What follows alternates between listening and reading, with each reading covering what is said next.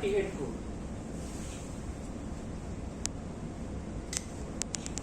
Zero 28 crore দেওয়া আছে। এই ফাইন্যান্স আসন্ন শারদোৎসব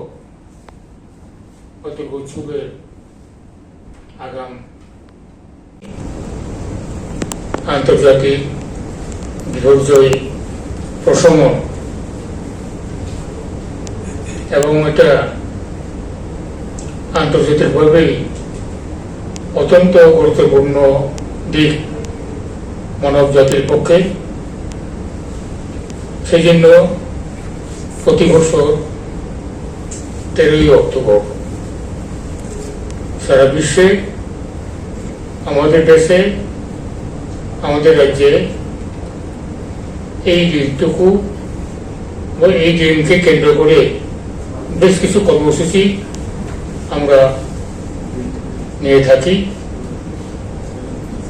এবং আজ 2020 আন্তর্জাতিক ক্ষেত্রে এই বিপর্যয় মোকাবেলা আধুনিকতম প্রযুক্তি এবং সরঞ্জাম এখন অনেকভাবেই আমাদের হাতে, প্রত্যেকটা রাজ্য সরকারের হাতে এটা রয়েছে এবং এই প্রাকৃতিক দুর্যোগ মোকাবিলার জন্য আমাদের রাজ্যেও সঠিকভাবে পরিকাঠামো রয়েছে। এই পরিকাঠামোগুলো প্রতিটি জেলা স্তরে, মহকুমা স্তরে, ব্লক স্তরে সব রুরাল লোকাল বডিস অর্থাৎ ত্রিস্তর পঞ্চায়েত, তারপর তৃতীয় ডিসির ভিলেজ কমিটি, অন্যদিকে সমস্ত urban local body, municipal corporation, municipal council, নগর পঞ্চায়েত সবগুলিকে যুক্ত করেই এই প্রস্তুতিটা পরিকাঠামোটা আমরা সাজিয়ে তুলেছি। এখন আমরা যে কোনো রকম প্রাকৃতিক বিপর্যয় মোকাবিলাতে এটা প্রাকৃতিক দুর্যোগের দিক থেকে দেখতে গেলে বিশেষ করে ভূমিকম্প প্রবণ এলাকা, উত্তর পূর্বাঞ্চল ভূমিকম্প প্রবণ এলাকা, ঠিক 5 নম্বর জোনে আমরা এখন দেখছি, আপনারাও সবাই দেখছেন যে উত্তর পূর্বাঞ্চলের বিভিন্ন জোনে, বিভিন্ন অঞ্চলে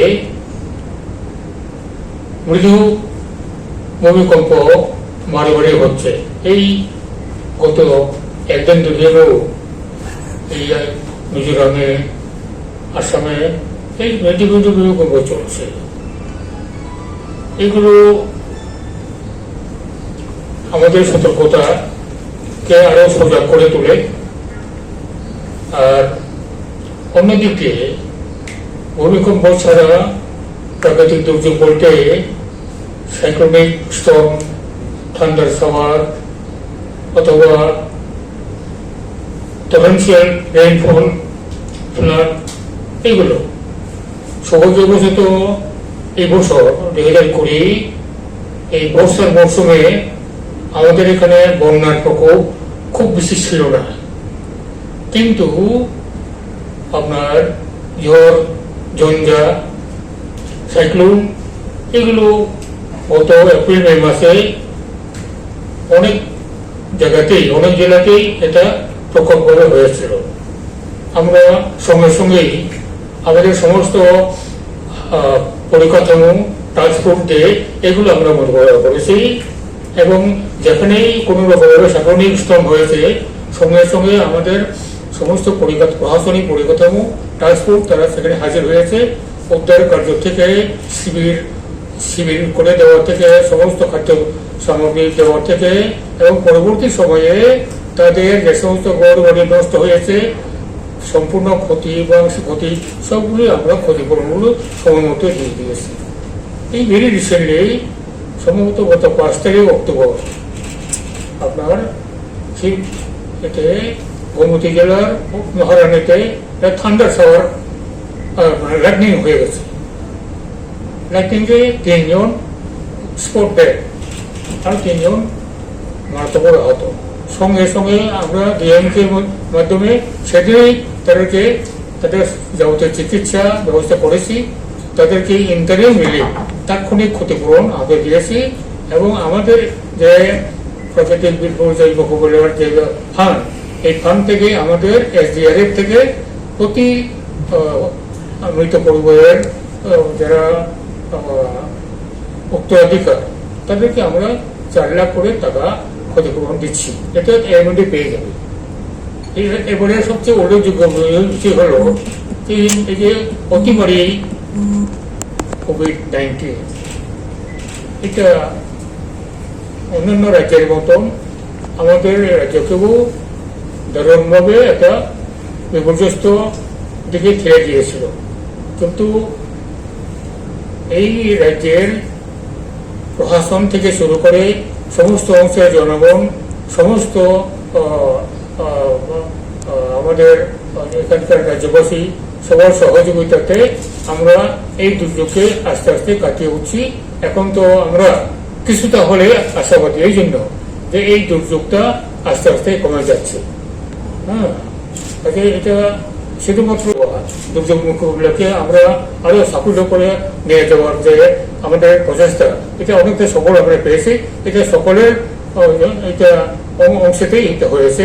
পার্টিকুলারলি আপনারা সংবাদ মাধ্যম, গণমাধ্যম, আপনাদের যে সহযোগিতা এবং সাপোর্ট, এটা না হলে এটা হতো না। এই জন্য আপনাদেরকে আমরা অসংখ্য অসংখ্য রাজ্য সরকারের পক্ষ থেকে আমাদের প্রাকৃতিক দুর্যোগ মোকাবিলা SDRF বা আপনার রেভিনিউ ডিপার্টমেন্ট থেকে আপনাদেরকে সাধুবাদ জানাই, প্রশংসা জানাই।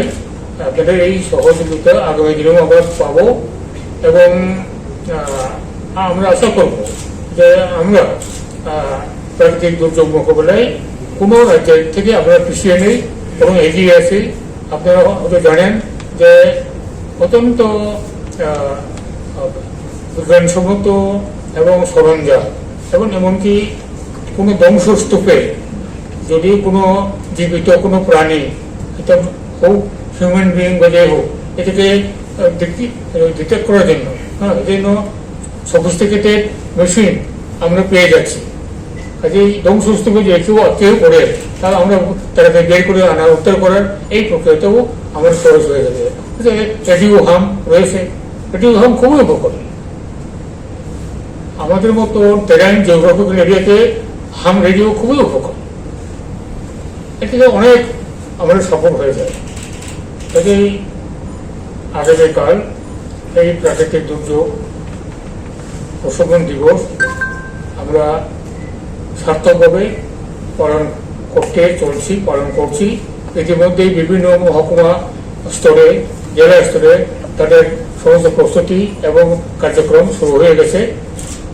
আমরা আশা করছি আমরা যে কোনো রকম প্রাকৃতিক দুর্যোগ মোকাবিলার জন্য আমরা প্রস্তুত।